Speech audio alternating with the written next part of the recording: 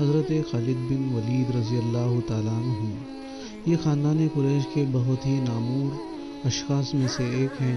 ان کی والدہ ماجدہ be be حضرت لبابہ رضی اللہ تعالیٰ عنہ ام المومنین حضرت بی بی میمونہ رضی اللہ تعالیٰ عنہ کی بہن تھی۔ حضرت خالد بن ولید رضی اللہ تعالیٰ عنہ کی بہادری اور فن سپاہی و تدابیر جنگ کے اعتبار سے تمام اصحاب اکرام میں خصوصی امتیازی اہمیت رکھتے تھے۔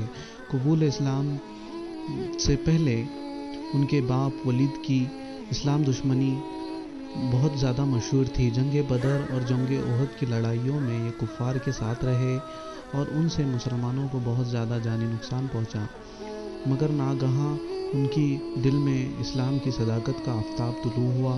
حضرت خالد بن ولید رضی اللہ تعالیٰ عنہ نے 628 میں صلح حدیبیہ کے موقع پر حضور اکرم صلی اللہ علیہ وسلم کی خدمت میں حاضری دے کر اسلام قبول کیا اور پہلے واقعات پر حضور اکرم صلی اللہ علیہ وسلم سے معافی مانگتے ہوئے آئندہ دین اسلام کی خاطر جنگ لڑنے کا اعلان کیا۔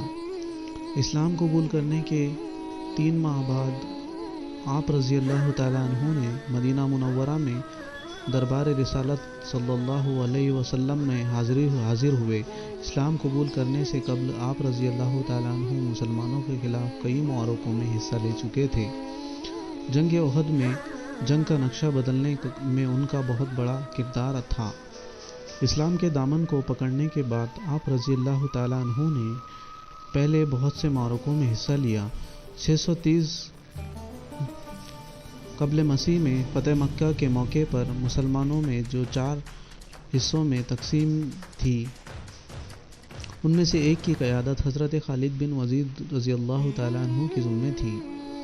فتح مکہ کے بعد 8 ہجری میں حضور اکرم صلی اللہ علیہ وسلم نے 3000 سپاہیوں کو اپنے ایک آزاد کردہ غلام حضرت زبیدہ بن حارثہ رضی اللہ تعالیٰ عنہ کی قیادت میں شام کے علاقے بلقا کی طرف روانہ کیا، تاکہ والی البصرہ اور شرجیل جس نے حضرت صلی اللہ علیہ وسلم کے قاصد حضرت حارث بن عمیر رضی اللہ تعالیٰ عنہ کو شہید کر دیا تھا، کو سبق سکھایا جائے۔ تاریخ میں جنگ معطا کے نام سے مشہور ہے۔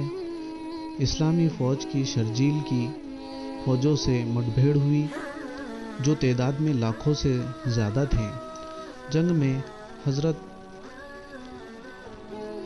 حارثہ شہید ہوئے، پھر کمان حضرت جعفر بن طیار رضی اللہ تعالیٰ عنہ کو ملی، وہ بھی شہید ہو گئے۔ پھر حضرت عبداللہ بن رواحیہ رضی اللہ تعالیٰ عنہ نے کمان سنبھالی تو وہ بھی شہید ہو گئے۔ آخر میں کمان حضرت خالد بن ولید رضی اللہ تعالیٰ عنہ کے ہاتھ آئی تو وہ اس بے جگری سے لڑے کہ اس دوران جنگ کی کئی تلواریں ٹوٹ گئی۔ یوں لڑتے لڑتے حضرت خالد بن ولید رضی اللہ تعالیٰ عنہ اپنی فوج کو بچا کر واپس مدینہ منورہ لے آئے۔ تلواریں ٹوٹنے کی بات جب حضور اکرم صلی اللہ علیہ وسلم کو معلوم ہوئی تو آپ صلی اللہ علیہ وسلم نے حضرت خالد بن ولید رضی اللہ تعالیٰ عنہ کو سیف اللہ کا خطاب عطا فرمایا۔ اسی حوالے سے علامہ اقبال فرمایا کرتے تھے، سوچا بھی ہے مرد مسلماں کبھی تو نے، کیا چیز ہے تو فولاد کی شمشیر جگردار، قبضے میں تلوار بھی آ جائے تو مومن، یا خالد جانباز ہے یا حیدر کرار۔ دمشق کے علاوہ عراق، ایران اور پھر رومیوں کے خلاف آپ رضی اللہ تعالیٰ عنہ نے جو جنگی حکمت عملی اختیار کی وہ تاریخ میں سنہری حروف سے لکھی گئی ہے۔ حضرت خالد بن ولید رضی اللہ تعالیٰ عنہ نے نبوت کے جھوٹے دعوے دار مسلمہ کذاب کے ساتھ ایک خونریز جنگ کے بعد فتح حاصل کی۔ مسلمہ کذاب نے اپنے 40,000 پیروکار میدان میں اتارے، جو حضرت خالد بن ولید رضی